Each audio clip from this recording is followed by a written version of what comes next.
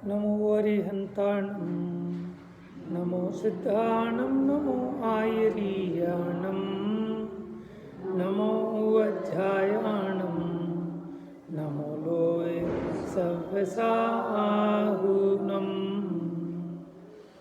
एष सुरासुरमणुषं वन्दितं धोदघायिकममलं प्रणमामि वर्धमानं तीर्थं धम्मस्य कर्तारम्।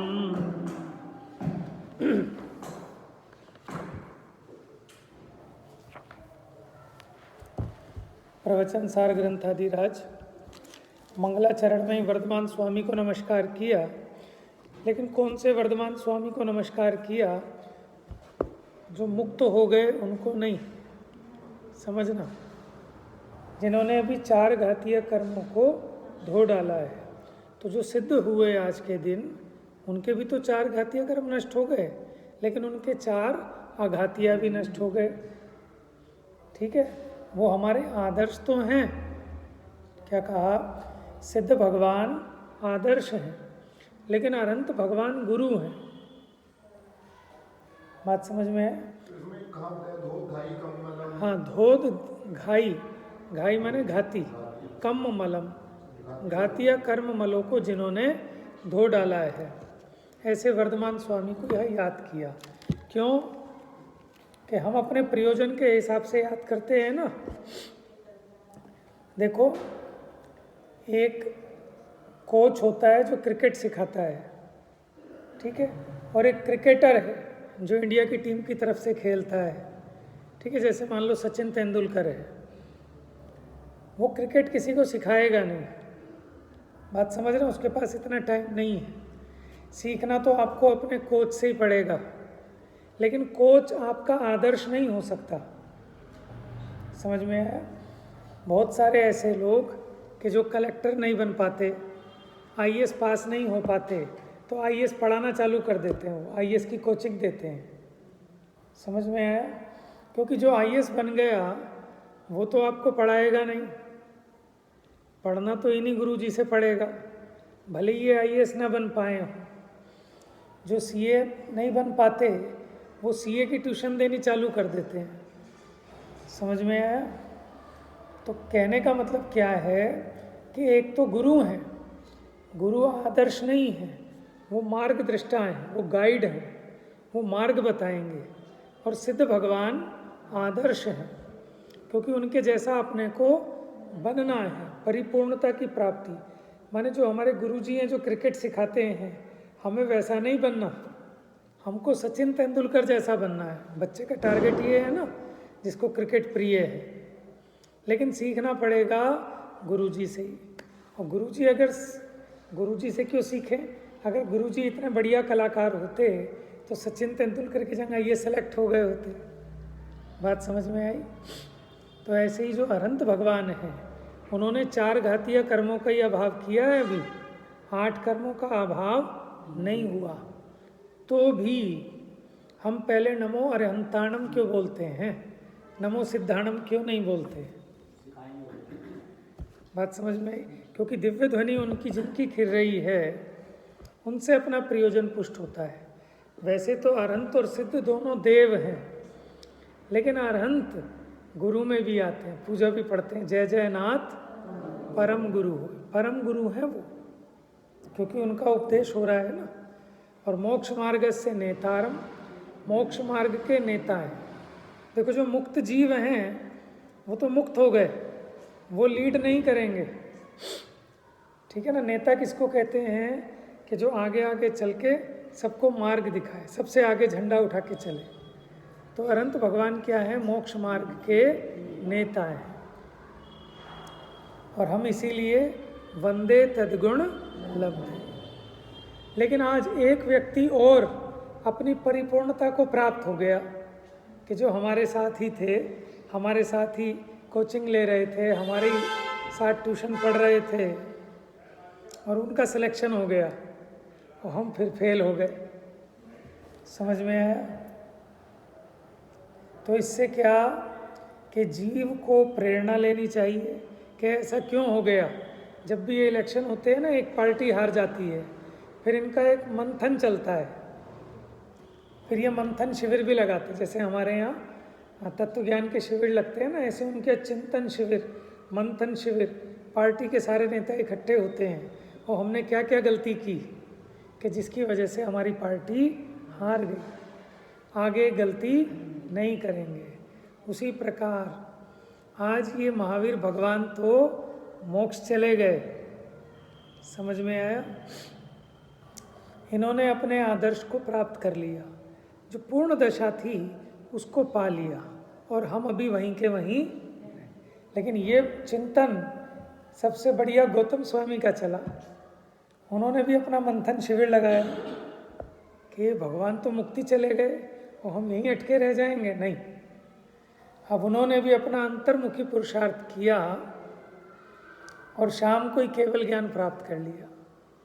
समझ में? ज्ञान की वृद्धि हो गई, गोवर्धन हो गया। गो का मतलब जिनवाणी भी होता है। गो का मतलब गो के 19-20 अर्थ गिनाए हुए नए चक्र में है। तो ज्ञान का वर्धन हो गया, तो गोवर्धन मनाने लगे लोग है? और केवल ज्ञान रूपी लक्ष्मी की प्राप्ति हुई, और गणधर ही गणेश हैं।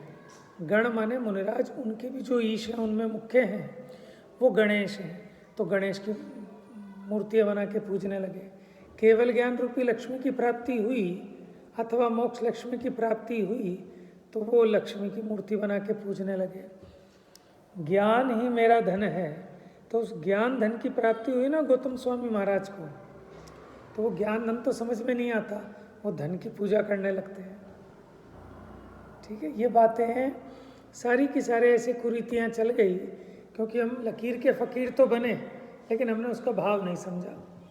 उत्तम चंद जी थे ना सिवनी वाले, वो बताते थे कि गणेश जिसका पेट बड़ा हो, यानी पूरी जिनवाणी को वो सुन ले, भगवान की जो दिव्य ध्वनि कीर्ति है उसको सबसे अधिक गणधर ही ग्रहण करते, पचाने की क्षमता इतनी है।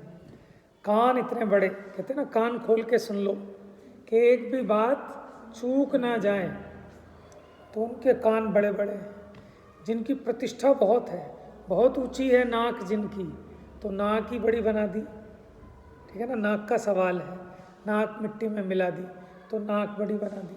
अब किसी ने दिमाग लगाया कि ऐसे कैसे होंगे वो गणेश कि जिनका इतना बड़ा पेट होगा, जिनके कान इतने दीर्घ होंगे, जिनकी नाक बहुत लंबी होगी। तो उसने अपने मन में कल्पना करके वो कुछ हाथी जैसा, कुछ बड़े पेट वाले मनुष्य जैसा, ऐसी एक कपोल कल्पना बना ली। समझ में आया? ऐसे ही लक्ष्मी की जो पूजा है वो केवल ज्ञान लक्ष्मी की बात है, मोक्ष लक्ष्मी की बात है, तो ये सब नहीं समझे। तो देखो मार्ग क्या है, सर्व ही अरहंत ने विधि नष्ट कीने जिस विधि, सबको बताई वह विधि, हो नमन उनको सब विधि। देखो अरहंती तो सिद्ध बनते हैं। ये जो हमारे गुरुजी थे अरहंत थे, भगवान महावीर स्वामी, उनकी दिव्य द्वेषणा खिल रही थी। अब उन्होंने कहा भैया मैंने पढ़ाने लायक सब पढ़ा दिया, अब जो इसका सार है मैं तो उसको प्राप्त करता हूँ, क्योंकि पढ़ाई तो कभी निमटने वाली नहीं है। मैंने तो जितना हो सकता था बता दिया, अब वो मुक्त हो गए। तो अब ये जो अपना अधिकार प्रारंभ होगा ना इसके बाद, उसमें सारी की सारी प्रेरणा स्वाध्याय की दी है मुनिराज के लिए। क्या आगम चेष्टा तदो जेठा, कि जिसकी आगम में चेष्टा है वही ज्येष्ठ है, वही महान है। ठीक है ना, तो वो विषय अब ये प्रारंभ होने वाला है। तो अब दीपावली पर्व गया है, और वैसे भी ज्ञान का दीप जलाओ मारा साथी, माने अज्ञानता ही एकमात्र दुख का कारण है, और कोई दूसरा दुख का कारण है ही नहीं। घर में हो, दुकान पे हो, यहाँ इस क्षेत्र में हो, लौकिक अलौकिक कहीं कुछ भी है, सारा का सारा कलेश, सारा दुख अज्ञानता का है। जो झगड़ा है, ठीक है ना, घर में परिवार में, सब अज्ञानता का है, गलत फहमी का है। तो अज्ञान को मिटाओ, तभी सुखी हो सकते। ज्ञान और सुख का जोड़ा है, अज्ञान और दुख का जोड़ा है। कोई अज्ञानी तो बना रहे और सोचे कि मैं सुखी हो जाऊंगा, तो 3 काल में सुखी नहीं हो सकता। वो छिपकली रबड़ की थी, अब उसको देख के पागल हुआ जा रहा है डर के मारे, तो कैसे इसका दुख मिटे? कि उसको दिखा दो कि भैया ये रबड़ है, ये असली नहीं है, तो दुख मिट गया। दुख मिटने में कितनी देर लगती है? टोडरमल जी ने लिखा ना, भ्रम जनित दुख का उपाय क्या है? भ्रम दूर करना है। कि जीव को जो भ्रम हो रहा है ना कि कहाँ से आ रहा है दुख, प्रतिकूलता में से दुख आ रहा है। अब सारा का सारा पुरुषार्थ इन संयोगों को अनुकूल बनाने में लग जाता है, जबकि इनके अनुकूल हो जाने पर भी दुख तो नहीं मिटता हुआ दिखता। जिनके पास ये अनुकूल संयोग हैं वो सुखी होने चाहिए, लेकिन चारों ही गतियों में दुख कहाँ है? देव गति में तो सारी अनुकूलताएं हैं, उससे बढ़िया पुण्य का उदय तो इस जगत में बड़े से बड़े सेठ का नहीं मिल सकता आपको, ऐसा अखंड पुण्य। वहाँ अखंड पुण्य चलता है, लोग अखंड ज्योत जलाते हैं ना, अखंड ज्योत, तो वो ज्ञान की ज्योत होती है जिसको कहते हैं अभिक्षण ज्ञानोपयोग। उसमें तो निरंतर अखंड पाप चलेगा, जीव को निरंतर चलेगी ना वो। मक्खियाँ उस पर आके चिपकती हैं क्योंकि घी है, थोड़ी उसकी तासीर ठंडी है घी की। अग्नि कायिक के तो जल ही रहे हैं, उसके अलावा त्रस कायिक के कितने सूक्ष्म जीव हैं, तो वहाँ अखंड ज्योत में दिमाग लग रहा है, वो तो अखंड पाप बन रहा है जीव को। अखंड ज्योत होती है अभिक्षण ज्ञानोपयोग, कि जो 16 कारण भावनाओं में एक भावना है अभिक्षण ज्ञानोपयोग। अभिक्षण माने हर समय बिना रुके निरंतर इसका जो ज्ञानोपयोग रहता है, ज्ञान में अपने ज्ञान स्वभाव के प्रति इसकी जो उत्साह बना रहता है, और उसके साधन रूप में निरंतर जिनवाणी का अध्ययन मनन चिंतन, वो अभिक्षण ज्ञानोपयोग है। अच्छिन्न धारावाही ज्ञान श्लोक में आया, इसके 2 अर्थ हैं। अच्छा, एक तो एक गेय से दूसरे गेय में उपयोग न जाना, और एक केवल ज्ञान निरंतर ध्यान करना। 2 अर्थ। अभिक्षण ज्ञानोपयोग की अच्छिन्न धारावाही ज्ञान, ये वहाँ ये शब्द आए, मतलब इसी, मतलब वो रतनगण शाफकाचार में। समय सार श्लोक है पूरा। हाँ हाँ हाँ धारावाही, हाँ बिल्कुल। जब तो देखो ये एक बात और आप दीदी ने बताई, उसको समझ लो आप। क्या है? अच्छिन्न धारा प्रवाही। भेद ज्ञान का जब आरा चला, एक तो उस अपेक्षा से है कि भेद ज्ञान का निरंतर आरा चला, और दूसरा जब उपयोग गे से गेयांतर नहीं होता। क्या? गे से गेयांतर, ये भी बड़ा भारी दुख है, और ये सिर्फ राग की भूमिका में होता है, जिसको कहते हैं ज्ञप्ति परिवर्तन। क्या है? टीवी देखते हो ना आप, रिमोट है तो चैनल क्या कहते हैं? चैनल परिवर्तन। रिमोट के बटन लेके लड़ाई होती है, और जीव देख कुछ नहीं पाएगा, 1 घंटा 2 घंटे हो जाएंगे बस पलटते पलटते। ये उपयोग की चंचलता बड़ी दुख करने वाली है। ग्रंथ उठाया, अभी एक उठाया फिर रख दिया, फिर दूसरा उठाया फिर रख दिया, फिर तीसरा उठाया, मन नहीं लगता। क्यों? ये राग की तीव्रता में होता है। तो एक गे को जाना, उसको जानना छोड़कर दूसरे गे पे उपयोग ले जाता है, दूसरे को छोड़कर तीसरे पे। ये राग के बिना नहीं होता। लेकिन राग का अभाव होने पर ज्ञप्ति परिवर्तन छूट जाता है। सुनो 1 मिनट। ज्ञप्ति परिवर्तन क्या है? कि उपयोग यहाँ लगाया था, अब यहाँ से हटाकर दूसरे, भले वो अपनी बुद्धि में आए चाहे ना आए, जब तक राग का अंश शेष है, ठीक है, तब तक तो ज्ञप्ति परिवर्तन है ही। लेकिन जब तक केवल ज्ञान नहीं हुआ तब तक भी ज्ञप्ति परिवर्तन है, लेकिन वो काल बहुत अल्प है, अंतर्मुहूर्त मात्र काल है। वो भी कौन सा अंतर्मुहूर्त है? केवल ज्ञान गम्य है। 10वें गुण स्थान के अंत तक राग रहता है, लेकिन वो अपनी बुद्धि पूर्वक वाला नहीं है, अबुद्धि पूर्वक है। लेकिन ज्ञप्ति परिवर्तन वहाँ भी होता है।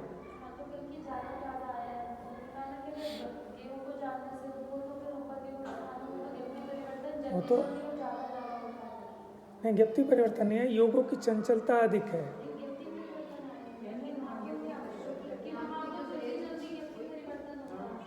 वो रहस्यपूर्ण उसमें कि वो ध्यान के काल में व्यंजन संक्रांति, योग संक्रांति, अर्थ संक्रांति होती है। एक द्रव्य से दूसरे द्रव्य पर, गुण से दूसरे गुण पर, माने उपयोग का पलटना वहाँ भी होता है, ऊपर ऊपर के गुण स्थानों में। तो वहाँ तो नियम कहा, लेकिन ये थोड़ी कह सकते हैं कि ज्ञप्ति परिवर्तन अधिक अधिक होता है। नहीं, ज्ञेयों का जानना अधिक अधिक होता है, लेकिन देख लेंगे। चलो देख के मुझे बताना कि ऐसा भी आया कि ज्ञप्ति परिवर्तन अधिक अधिक होता है ऊपर के गुण स्थान में। ज्ञप्ति परिवर्तन अधिक अधिक होना वो दोष है। उपयोग की चंचलता अधिक हो तब स्थिरता की कमी होने से फटाफट उपयोग, जैसे बच्चे हैं वो अपने उपयोग को फटाफट पलटते हैं, वो स्थिर नहीं रह सकते। वो तो वहाँ इसलिए बताया पीछे की गाथाओं में किसमें 80 की गाथा के पहले आया है वो तो आया है। भगवान का जो ज्ञान है। हाँ, वो तो ज्ञप्ति परिवर्तन से रहित है ना, वो तो केवल ही अतीन्द्रिय ज्ञान की बात है। हाँ हाँ, तो ये क्या होता है कि उपयोग का एक गे से हटाना और दूसरे गे पर लगाना।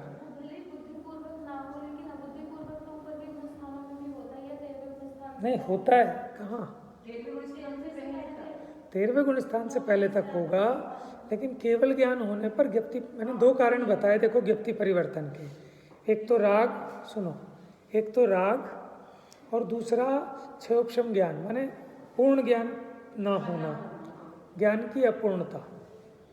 ये दो कारण है और उसमें मुख्य कारण है राग। ज्ञप्ति परिवर्तन का मुख्य कारण है राग, क्योंकि ये क्षयोपशम ज्ञान जब तक है वो गौण कर दे, मान लो हम 12वें गुण स्थान को, क्योंकि 10वें के बाद 12वां है और उसमें तो वो केवल ज्ञान की तैयारी हो गई बस, एकदम बहुत अल्प समय है, वीतराग हो गए।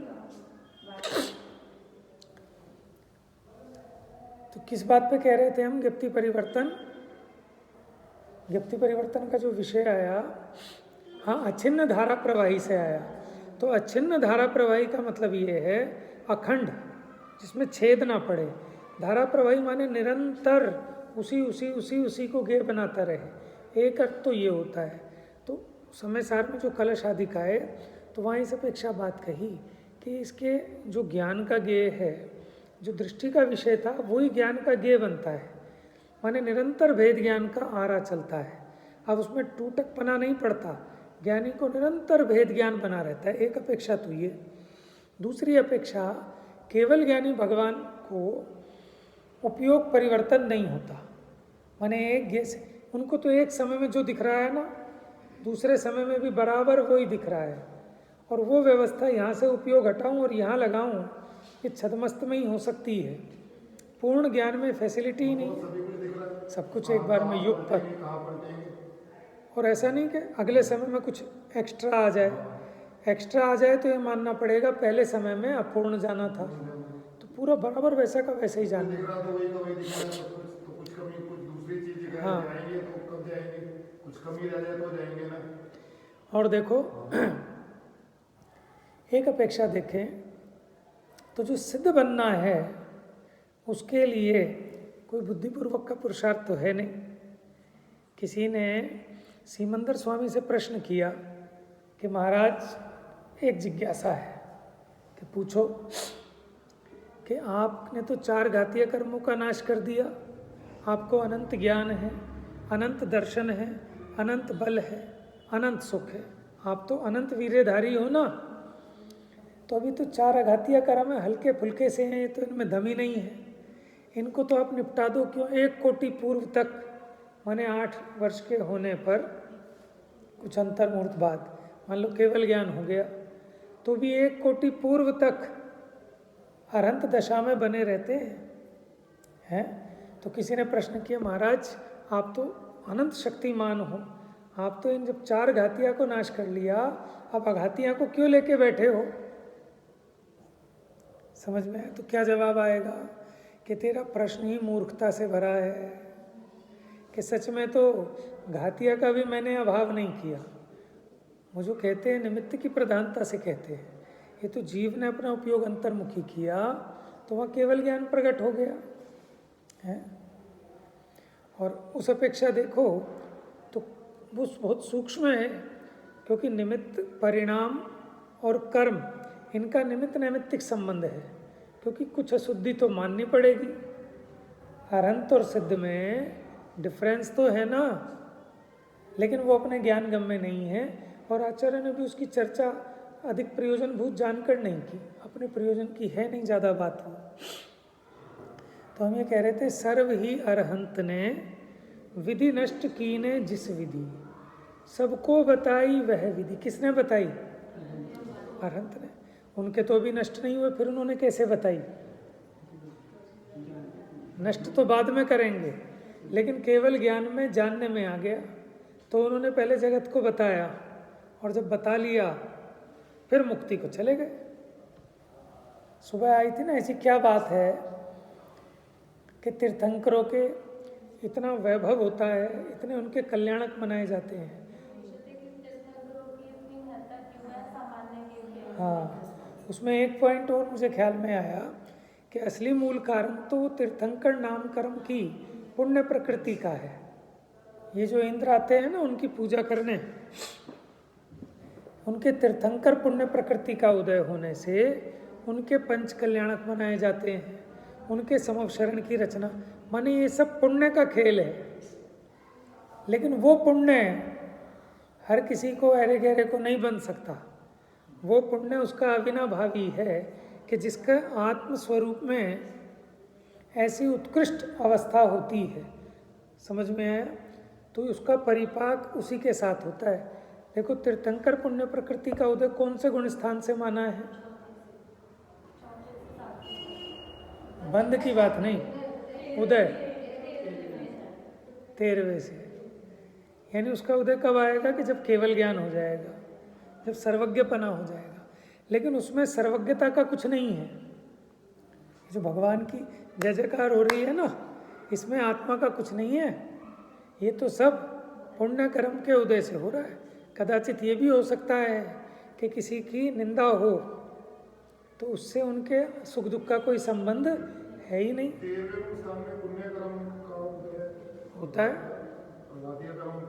हाँ, आघातीय तो है ना, हाँ, बहुत है।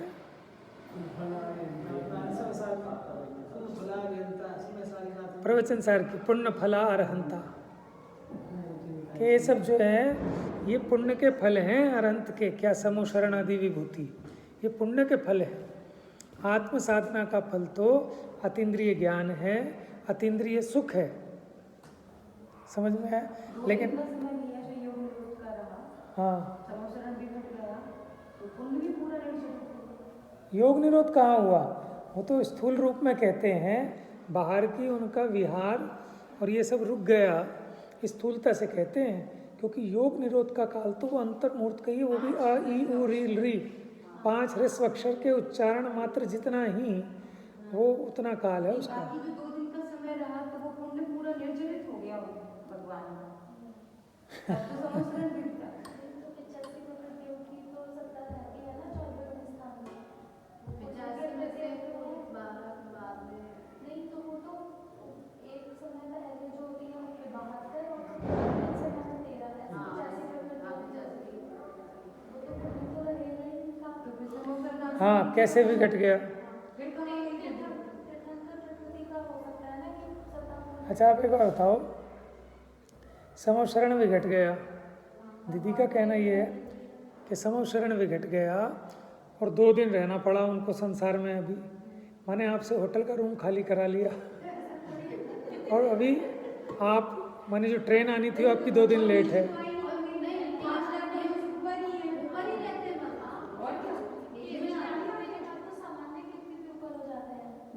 नहीं, वो 5, सुनो, वो 5000 धनुष ऊंचे नहीं होते।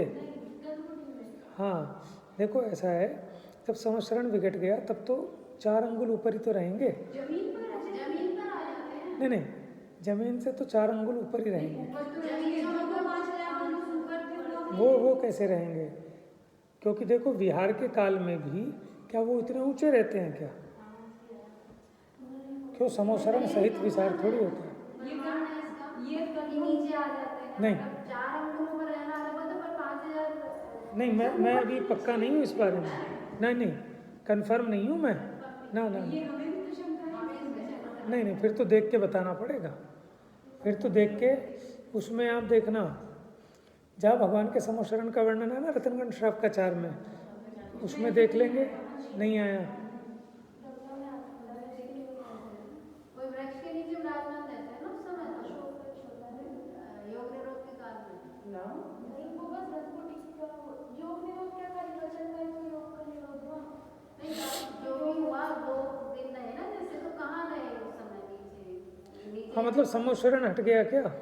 समोशरण हट गया, लेकिन गणपति तो नहीं था।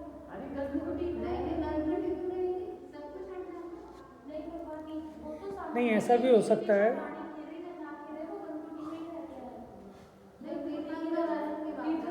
अभी महावीर भगवान की प्रसंग है, जैसे एक महीने में उनको रहने की जरूरत है, वो तो अपनी आत्मा में रहते हैं। हाँ जी, वो तो खैर है ही है। हाँ भी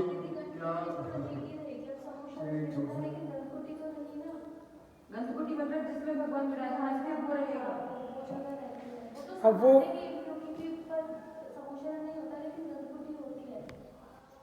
तो वो उतनी हाइट पे ही रहेगा, क्योंकि पहले तो समोशरण की वजह से इतनी हाइट थी, क्योंकि 5000 धनुष ऊपर उसकी रचना थी। भगवान जब ऊपर चले जाते हैं तो इतना ऊंचा समोशरण बनाना पड़ता है। भगवान के हिसाब से समोशरण बनता है, समोशरण के हिसाब से भगवान थोड़ी जाते हैं। नहीं, भगवान के हिसाब से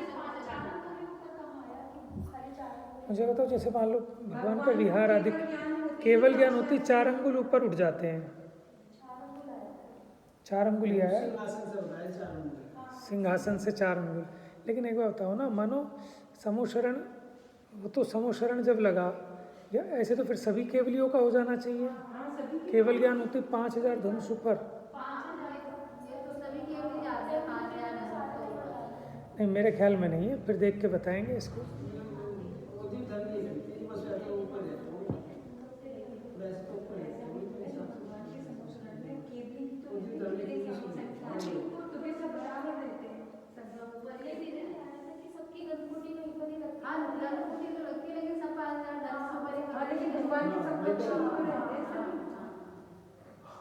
वो तो जिनको समोशरण में केवल ज्ञान हुआ उनकी बात है।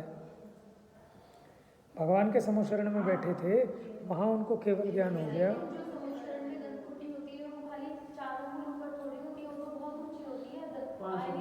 हाँ, उनकी अलग अलग गणकुटियाँ बनती हैं।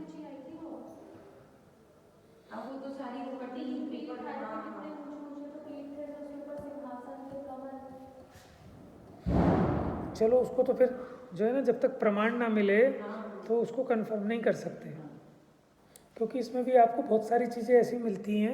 एक ग्रंथ में कुछ अलग तरीके से मिल रही हैं, दूसरे में अलग तरीके से, तीसरे में अलग तरीके से।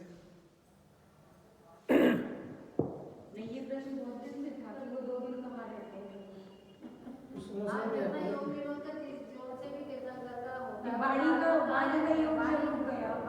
उसके बाद फिर जब तक मोक्ष गमन नहीं हो रहा है तब तक कहाँ रहते हैं।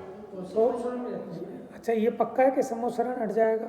हो सकता है उसकी रचना बनी रहे। बिगड़ जाता है, ये कहते हैं योग निरोध के। नहीं, और भगवान का समोशरण तो विपुलाचल पर था और फिर बाबा पर पहुंचे। तो विहार किया उन्होंने, इसका मतलब। और विपुलाचल जाकर फिर वहाँ समोशरण की रचना नहीं हुई।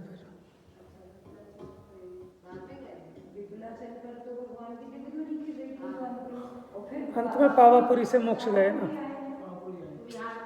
हाँ, और वो पावापुरी की जो नहीं, और पावापुरी में जो कहते हैं भगवान जिस स्थान से मोक्ष का धार है, तो देवों ने आकर वहाँ वो सरोवर बन गया। तो नहीं, ऐसा भी तो हो सकता है।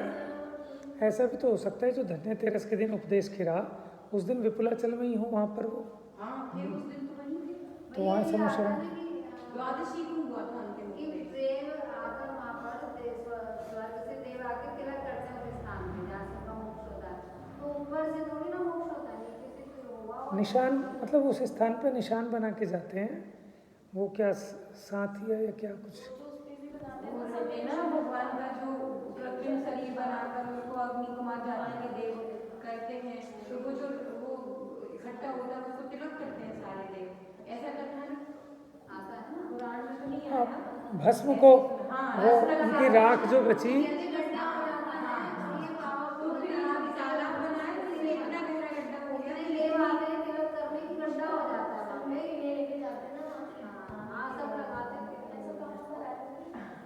लेकिन पुराणों की स्टाइल हो सकती है ये कि महिमा बतानी है कि कितनी उनकी मतलब लोगों ने पूजा के वहाँ वो तालाब बन गया।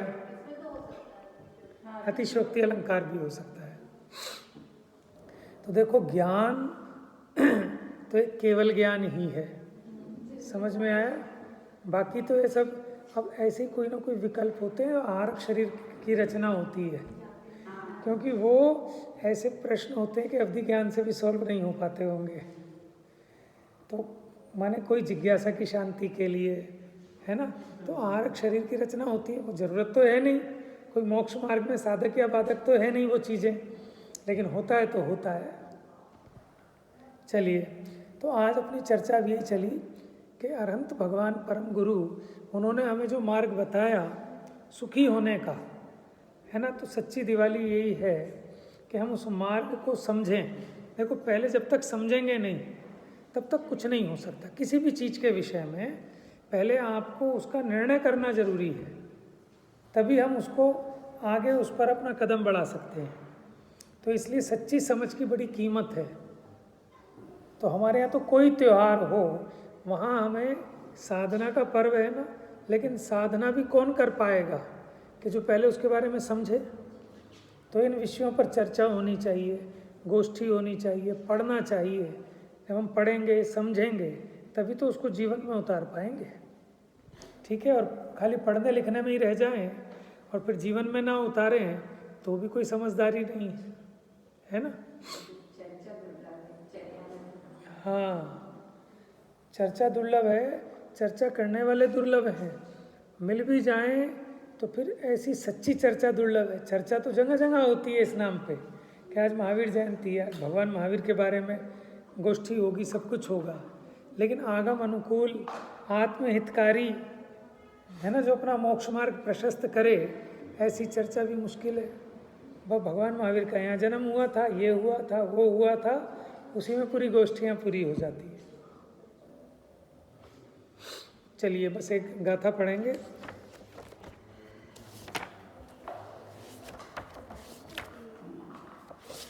दो 231 तो हाँ 231 प्रारंभ हो गई थी, प्रारंभ क्या तो पूरी हो गई थी।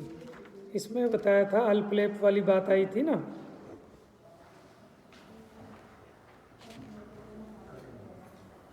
उत्सर्ग और अपवाद मार्ग की मैत्री बताई थी।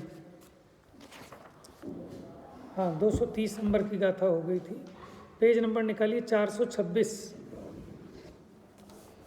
अब बस इस अधिकार की अंतिम गाथा है।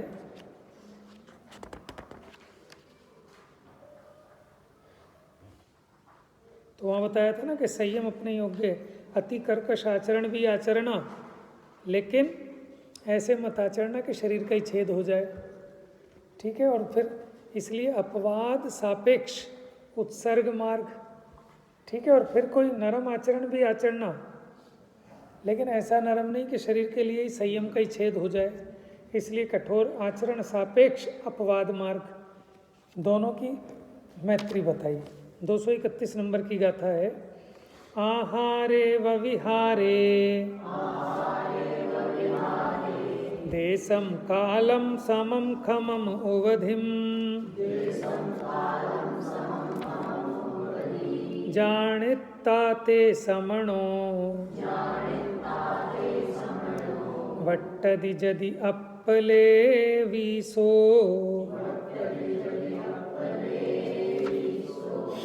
हिंदी पद्य अनुवाद पढ़ता हूँ।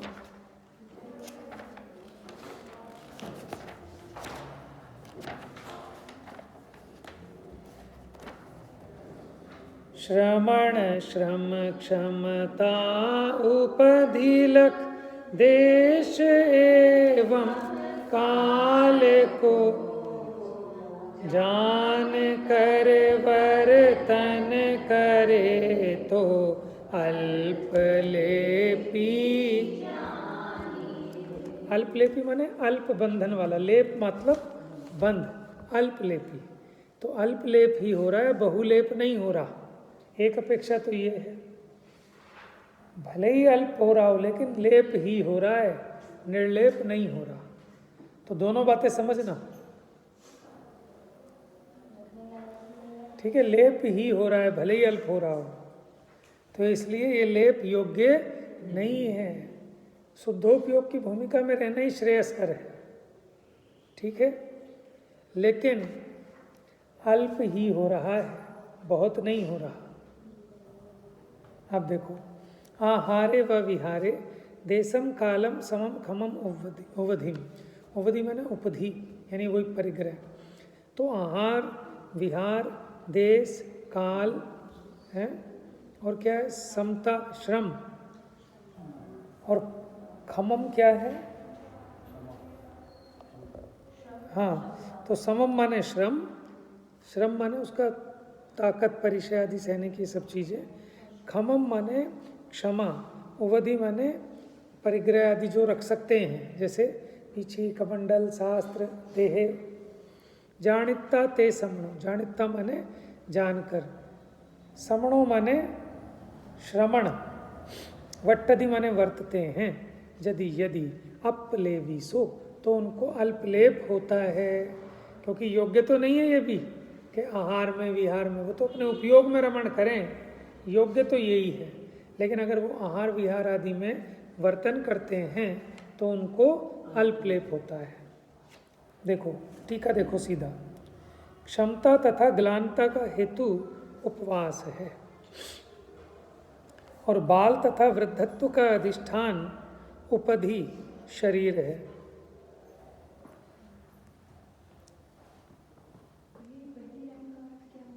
क्या चीज? हाँ, यही देख रहा हूँ, क्षमता तथा ग्लानता का हेतु उपवास है। इसका मुझे समझ में आ रहा है कि शरीर में तो ताकत होना और एक कमजोरी होना।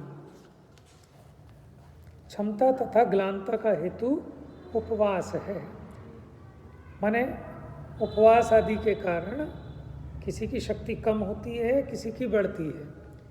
और बाल तथा वृद्धत्व का अधिष्ठान उपधि यानी शरीर है, माने बालपना, वृद्धपना, इस किसके आधार से कह रहे हैं? जो उपधि माने जो शरीर है उसके आधार से।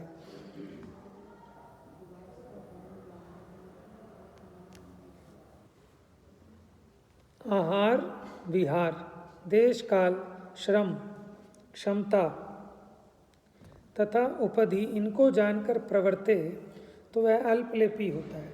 माने नरम आचरण की बात चल रही है। ये कहते हैं ना भैया, थोड़ा द्रव्य क्षेत्र काल भाव देखकर प्रतिज्ञा करना। कहने का मतलब क्या? अति कठोर मत कर लेना कि जिससे परिणामों की हानि हो जाए अथवा शरीर का ही घात हो जाए।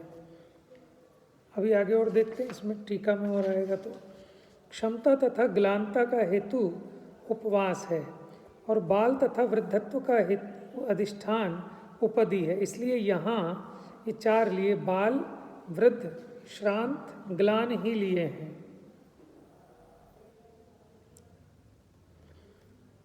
देश कालज्ञ को भी, माने जो देश और काल का जानकार है, यदि वह बाल, वृद्ध, श्रांत, ग्लानत्व के अनुरोध से, श्रांत माने बताया था थके हुए, और ग्लान मैंने बताया था रोगी अधिक, अगर इनके अनुरोध से माने बालत्व, वृद्धत्व, श्रांतत्व, ग्लानत्व का अनुसरण करके आहार विहार में प्रवृत्ति करे, माने इन चीज़ों को मद्देनजर रखकर अगर वो क्रिया करे तो मृदु आचरण में प्रवृत्त होने से अल्पलेप होती है। अरे साहब ये थके हुए हैं, इसलिए इनको अभी रसी मत कराओ, अभी इनको उपवास। अब देखो, जैसे मुनिराज भी, अगर कोई जवान है, ठीक है, और कोई बुजुर्ग हैं, तो जो जवान है मुनिराज, उनको देख रहे हैं कि इनको प्रमाद बढ़ रहा है अधिक भोजन करने से, तो उनको उपवास कराते हैं, ठीक है। और अगर कोई बुजुर्ग मुनिराज हों कि इनको कमजोरी के कारण स्वाध्याय अधिक में इनका चित्त नहीं लगता, तो उनको भोजन कराते हैं, उपवास नहीं कराते। तो इसलिए उन्होंने कहा, ये जो चारों बातें ली हैं, तो भले देश कालज्ञ भी हों तो भी बाल, वृद्ध, श्रांत, ग्लानत्व के अनुरोध से आहार विहार में प्रवृत्ति करे तो मृदु आचरण में प्रवृत्त होने से अल्पलेप होता ही है। लेप का सर्वथा अभाव नहीं होता, इसलिए उत्सर्ग अच्छा है, पहला पॉइंट। क्योंकि अगर आप इन चीज़ों को नज़र में रखकर नरम आचरण करोगे तो अल्पलेप होगा, ठीक है, निर्लेप नहीं होंगे, इसलिए उत्सर्ग अच्छा है। क्योंकि उसमें बंद नहीं होगा। देश कालज्ञ को भी यदि वह बाल वृद्ध श्रांत ग्लानत्व के अनुरोध से आहार विहार में प्रवृत्ति करे तो मृदु आचरण में प्रवृत्त होने से अल्प ही लेप होता है। देखो, ही को आगे पीछे खिसका कर दो अर्थ निकल गए। पहले मैं क्या कहा था? अल्प लेप होता ही है, और यह कहा अल्प ही लेप होता है। हाँ, अल्प होता है, इसलिए अपवाद अच्छा है। लेकिन किसके लिए? कि जो बिल्कुल छूटने की कगार पे हो। समझ में ना? गिरते वक्त, छठा गुण स्थान गिरते वक्त ही होता है। जाल लगाते हैं ना सर्कस में, तो जाल पे गिरना अच्छा है कि हाँ, बजाय नीचे गिरने की। जब गिरना ही हो जाए तब जाल पे गिर गया तो बच गया, लेकिन कोई लटकता हुआ गिर जाए तो बेइज्जती है उसमें, इसलिए उसमें बेइज्जती होती ही है, लेकिन मुंह नहीं टूटता। समझ में आया?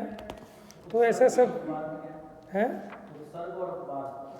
ये अभी चर्चा चल रही थी। उत्सर्ग उसे कहते हैं जो राजमार्ग है। मुनिराज ने सामायिक की प्रतिज्ञा ली तो सामायिक स्वरूप में लीन रहे, आहार विहार में ना प्रवर्तें, वो तो है उत्सर्ग मार्ग। लेकिन अब वहाँ उपयोग उतना टिकता नहीं, तो बाहर आए तो भेद विकल्पों के माध्यम से, उपदेश आदि के माध्यम से, है ना, मूल गुणों के माध्यम से अपने श्रवणपने में टिके रहते हैं। लेकिन वहाँ लेप होता है थोड़ा, लेकिन थोड़ा ही होता है। तो अपवाद और उत्सर्ग की मैत्री की चर्चा बाकी कल करेंगे। जा वाणी के ज्ञान से